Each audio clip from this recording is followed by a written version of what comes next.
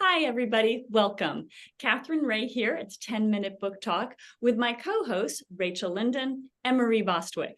And we are here today with Tracy Enerson Wood, who has written a beautiful story, The President's Wife, and Rachel has it on Audible right now, pulled up, and it just is a gorgeous cover. But it's a fascinating story about Edith Wilson. And Tracy, we are so happy to have you here today. Thank you for taking the time from, I believe, the Atlanta airport. Yes, that's correct. Yeah.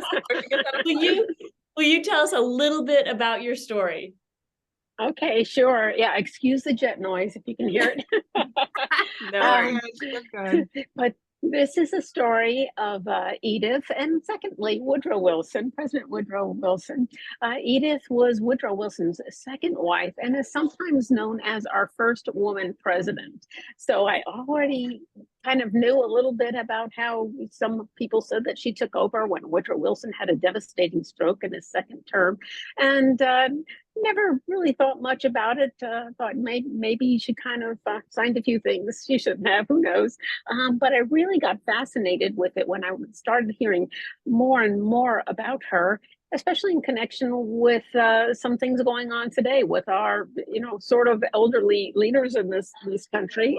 It is becoming sort of an issue again, even though, of course, laws have changed, but there's still, I guess, some holes in the law. So anyway, I started becoming interested in this story, and it's really quite a love story, and that was a really serendipitous find because I write historical fiction, but I always like to have a little bit of a romance in my story, and there was definitely that. So it was an important woman history who is important with things going on today, and a really interesting story of the two of them as well.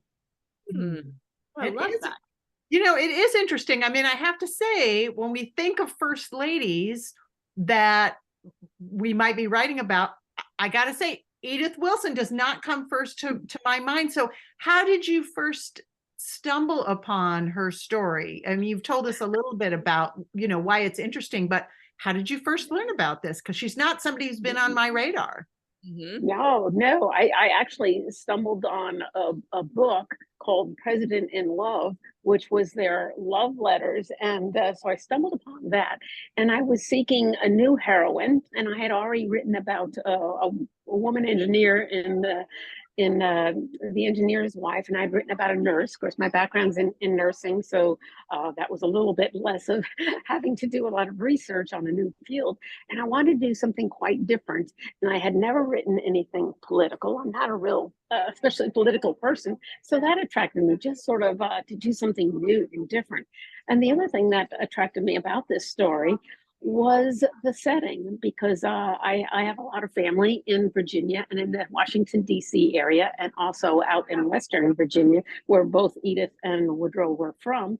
And I also knew they went to France right after World War I, and I love France. And I happened to be living in Europe at the time I was planning this book. So kind of all those things together came to me really wanting to write this book. Plus, no one had done it before. No one had written this novel, and that's key right there. Find somebody that's really interesting that hasn't been written about a ton already. Wow. Well, you hit the good alchemy. Yeah. I'm curious because, of course, you're doing tons and tons of research, and not all of it can end up in the book. But I'm sure that you uncovered all sorts of things about Edith. Was there anything in particular that just sort of knocked your socks off, surprised you, or delighted you, or you're just sort of like, oh my gosh, truth is stranger than fiction? Anything like that in the course of your research?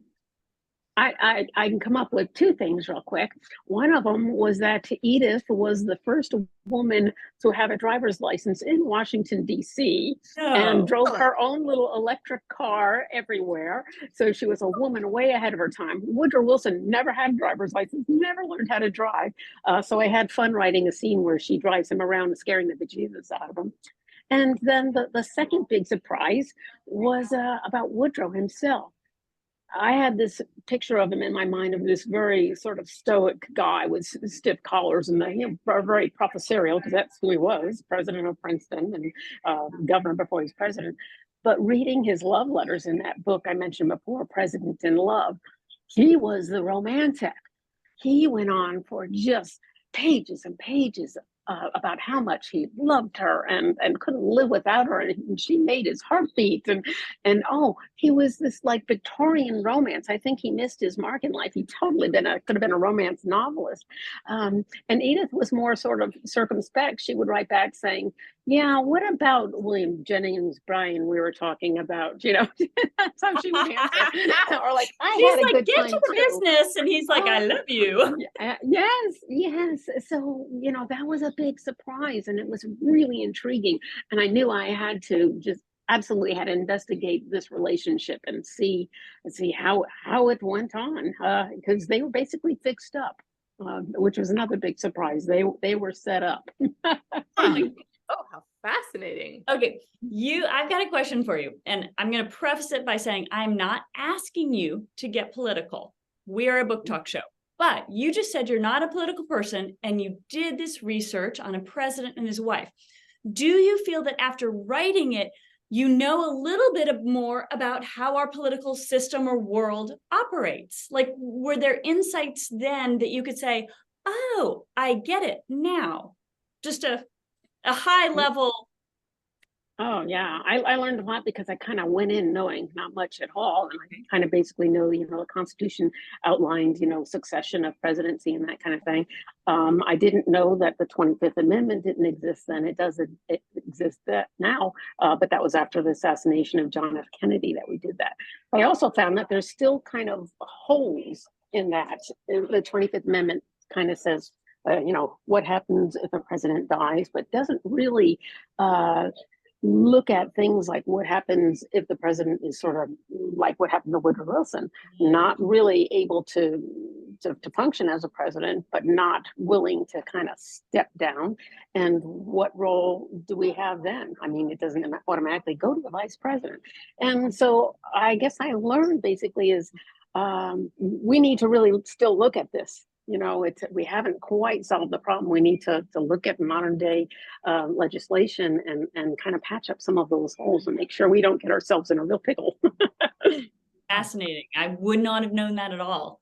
But before you hop on your flight, I'm going to ask you one last question. We ask everybody, sure. What is bringing you joy today, Tracy?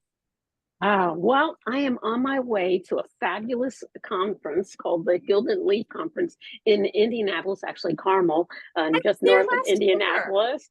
And I'm going to be with 5 other authors, none of them whom I've met before. So I'm really excited about it. I heard the wonderful things about this festival, and I'm just so honored to be invited and be able to present the President's Wife. Oh, that's wonderful. You are going to have so much fun. It really is amazing. So thanks so much for being here. Congratulations with that. Congratulations to the President's Wife. Fabulous story, and have a safe flight. Thank you. Thank you so much. Thanks, Tracy. Thank you for being with us today. Okay.